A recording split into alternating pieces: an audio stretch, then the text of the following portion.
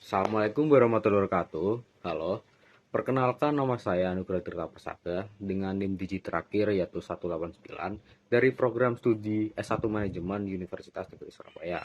Pada kesempatan ini, saya akan mempresentasikan analisis ujian tengah semester mata kuliah bisnis internasional dengan topik yaitu dampak konflik Iran dan Amerika Serikat terhadap ekonomi dan bisnis internasional yang ditinjau langsung dari perspektif Republik Irak.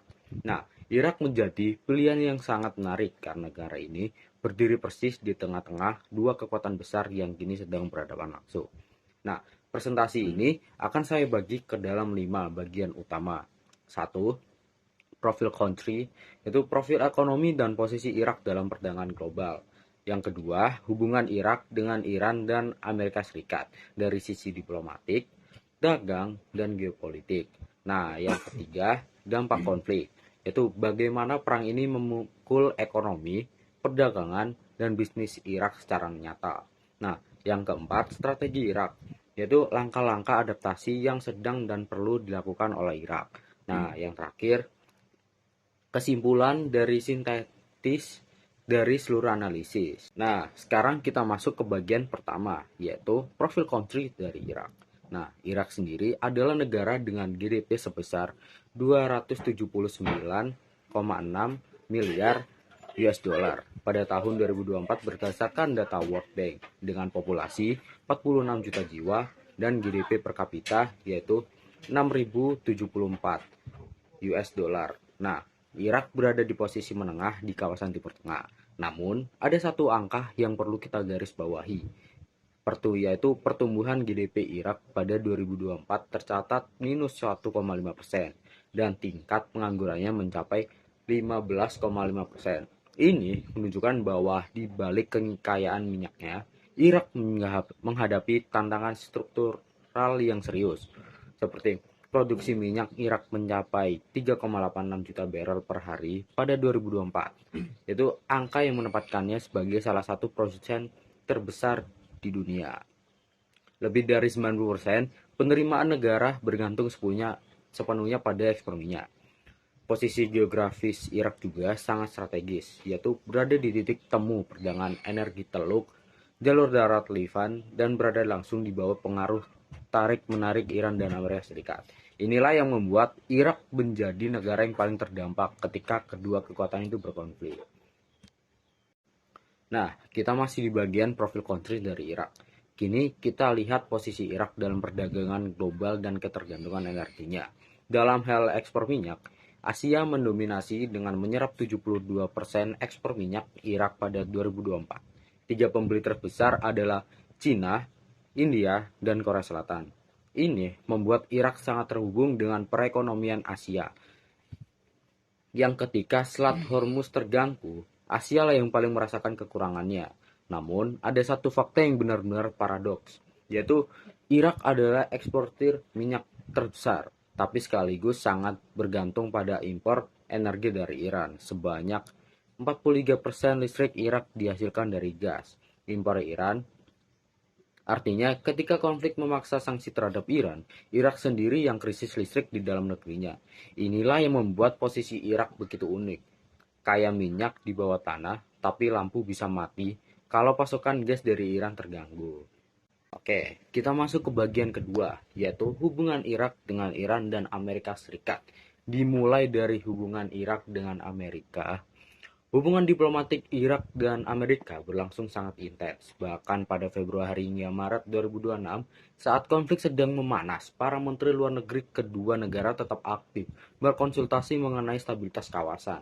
Dari sisi perdagangan, total perdagangan barang Irak ke Amerika Serikat mencapai 7,9 miliar US dollar pada 2025. Amerika mengekspor 1,7 miliar US dollar ke Irak, sementara mengimpor 6,3 miliar US dollar, sebagian besar dalam bentuk minyak mentah. Amerika Serikat adalah mitra strategis Irak sejak 2003, berperan kunci dalam mengalahkan ISIS dan mempertahankan kehadiran militer di pangkalan-pangkalan strategis di Irak. Ini bukan sekedar hubungan dagang biasa. Ini hubungan yang menyentuh keamanan, kedaulatan, dan masa depan Irak. Nah, berbeda dengan hubungan ke Amerika Serikat, hubungan Irak dengan Iran lebih kompleks dan berlapis. Dari sisi diplomatik, Irak dan Iran berbagi perbatasan terpanjang dengan mayoritas penduduk beragama Islam Syiah. Hubungan diplomatik resmi berjalan normal pasca 2003 dan Irak bahkan menjadi inisiator mediasi negosiasi antara Iran dan Amerika Serikat pada 2025. Dari sisi perdagangan, Iran adalah pemasok utama gas dan listrik Irak. Selain itu, Iran mengekspor berbagai komoditas, bahan pangan, dan produk manufaktur dengan volume dagang miliaran dolar per tahun. Namun, pada Maret 2025, Amerika Serikat mencabut waiver sanksi yang selama ini memungkinkan transaksi energi Irak ke Iran, sebuah tekanan diplomatik yang langsung menyakiti rakyat Irak. Dari sisi geopolitik, Iran memengaruhi Irak melalui jaringan milisi bersenjata yang dikenal sebagai Popular Mobilization Force atau PMF. Meski sudah masuk struktur keamanan resmi Irak, banyak fraksi PMF yang masih loyal kepada Teheran. Irak sendiri enggan menjadi medan proxy war antara Iran dan Amerika Serikat. Di sisi Amerika Serikat, gambaran hubungan memiliki 3 dimensi pula: diplomatik, perdagangan, dan dilema. Diplomatik, AS adalah mitra strategis Irak sejak 2003. Kunci kemenangan atas ISIS memiliki pengalaman militer di Irak, dan pada 2025, AS menunjuk Mark Safaya sebagai utusan khusus dengan misi Make Iraq Great Again. Perdagangan. Dalam sektor perdagangan, AS adalah investor terbesar di sektor minyak Irak melalui perusahaan-perusahaan internasional, memberikan ratusan juta dolar bantuan militer dan pelatihan setiap tahun. Nah, yang terakhir adalah dilema. Irak terjebak di antara dua kekuatan yang berseteru. Amerika Serikat menekan Irak untuk menyingkirkan milisi PMF pro-Iran. Tapi Irak tidak bisa begitu saja memilih satu pihak karena kedua-duanya dibutuhkan. Irak pun memilih jalan tengah, yaitu menjaga netralitas dan bahkan mencoba menjadi mediator. Oke, kita masuk ke bagian ketiga, dan ini adalah inti dari seluruh analisis kita, yaitu dampak konflik. Dimulai dari dampak ekonomi. Ketika Amerika Serikat dan Israel melancarkan serangan ke Iran pada tanggal 28 Februari 2026, dan Iran membalas dengan menutup Selat Hormuz pada 4 Maret 2026, Irak langsung merasakan akibat yang paling berat. Satu angka cukup untuk menggambarkan semuanya. 6,6 miliar dolar itulah kerugian pendapatan ekspor minyak Irak per bulan akibat penutupan Selat Hormuz. Bukan per tahun, tapi per bulan. Data ini bersumber langsung dari Columbia University Center on Global Energy Policy, Maret 2026. Selain itu, produksi minyak Irak turun 6,7 juta barel per hari pada 10 Maret 2026. Utang pemerintah sudah mencapai 61% dari PDB. Dana kas negara diperkirakan hanya cukup untuk membayar gaji pegawai negeri hingga sekitar April 2026 saja. Dan ironi terbesarnya, harga minyak Brent melonjak ke kisaran 180 hingga 120 dolar per barrel. Sebuah angka yang harus menguntungkan Irak, tapi Irak tidak bisa menikmatinya karena tidak bisa mengekspor Selat Hormuz tertutup. Dan selanjutnya, dampak terhadap perdagangan internasional Irak langsung terasa dari satu titik, yaitu Selat Hormuz. Dalam kondisi normal sebelum konflik, Irak menghasilkan 6,6 miliar dolar per bulan dari ekspor minyak melalui Selat Hormuz. Setelah Hormuz tertutup, Irak berupaya mengalihkan ekspor melalui rute alternatif. Nah, rute alternatif yang tersedia adalah jalur pipa Irak-Turki atau ITP dengan kapasitas sekitar 200.000 barrel per hari dari wilayah Kurdistan, ditambah pengiriman truk darat ke Yordania. Total pendapatan dari rute ini hanya sekitar 1,5 miliar dolar per bulan. Artinya, Irak hanya bisa memanfaatkan sekitar 9 sampai 23% dari kapasitas ekspornya yang normal. Lebih dari 3/4 pendapatannya hilang. Di luar minyak, krisis ini juga menghantam impor pangan. Kawasan Teluk bergantung pada Selat Hormuz untuk mayoritas pasokan bahan makanannya Irak yang sudah lemah fiskalnya kini harus menghadapi ancaman krisis pangan sekaligus.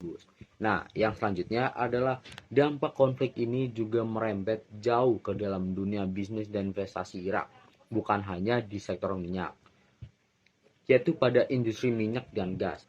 Perusahaan-perusahaan minyak internasional menghentikan atau membatasi operasi. Lapangan Kormer di Kurdistan berhenti produksi. Harga minyak naik tajam, tapi Irak tidak bisa menjualnya karena jalur ekspor tertutup. Ironi yang menyakitkan. Dan yang kedua, konstruksi dan infrastruktur, yaitu rantai pasokan material bangunan terganggu total. Proyek rekonstruksi nasional yang sedang berjalan terpaksa tertunda. Biaya logistik melonjak secara signifikan. Yang ketiga adalah investasi asing atau FDI, yaitu investor asing yang sebelumnya mulai melirik Irak memilih untuk wait and see, yaitu kepercayaan pasar turun. Program reformasi ekonomi Irak yang sedang dibangun terhenti di tengah jalan. Nah, yang terakhir adalah pariwisata ziarah. Itu kota-kota suci Najaf dan Karbala biasanya dikunjungi jutaan peziarah setiap tahun.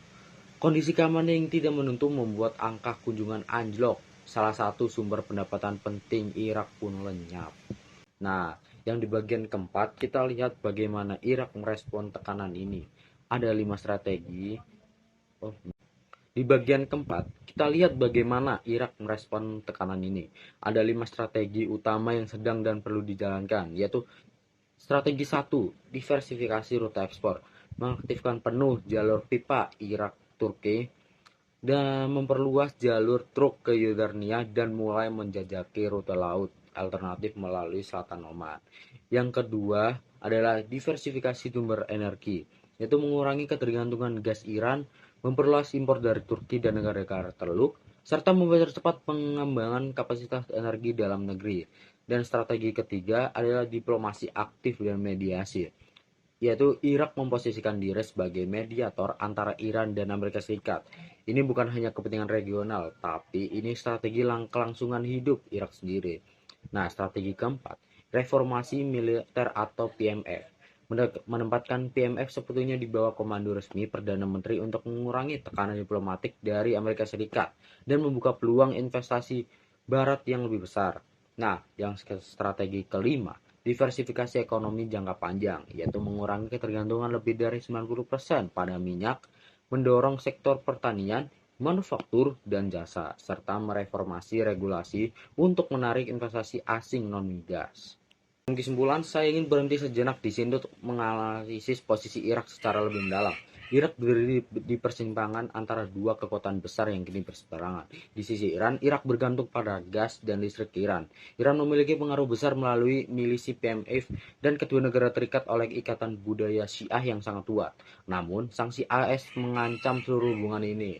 Di sisi Amerika Serikat, Irak bergantung pada investasi, IOC, dan teknologi Amerika Serikat. Amerika Serikat menjamin akses ke pasar dengan kapital barat, namun Amerika Serikat menekan Irak untuk menyingkirkan PMF, sesuatu yang tidak mudah dilakukan tanpa resiko destabilisasi dalam negeri. Inilah dilema terbesar Irak. Tidak bisa sepenuhnya memilih Iran tanpa kehilangan AS, dan tidak bisa sepenuhnya memilih AS tanpa kehilangan Iran. Satu-satunya jalan keluar adalah menjadi jembatan, ya, bukan memilih salah satu sisi. Kesimpulan, kita sampai di bagian terakhir, yaitu kesimpulan. Dari seluruh analisis yang telah kita bahas, ada 3 kesimpulan utama yang bisa kita tarik, yaitu kesimpulan pertama, ekonomi Irak sangat bergantung pada minyak, sehingga setiap gangguan pada harga atau jalur ekspor langsung menghantam fiskal negara. Yaitu penutupan Selat Hormuz bukan sekadar masalah perdagangan, ini adalah krisis eksistensial bagi anggaran negara Irak. Kesimpulan kedua adalah Irak masih sangat membutuhkan energi dari Iran. Konflik dan sanksi yang memutus hubungan ini bukan hanya merugikan secara ekonomi, tapi juga memukul sistem listrik domestik dan menaikkan biaya bisnis di seluruh penjuru negeri. Nah, yang kesimpulan ketiga, Irak terjebak dalam dilema geopolitik yang kompleks, bergantung pada Irak untuk energi, bergantung pada AS untuk keamanan dan investasi, sementara keduanya kini saling berhadapan. Jalan keluar terbaik Irak adalah diplomasi aktif, yaitu menjadi mediator bukan medan perang.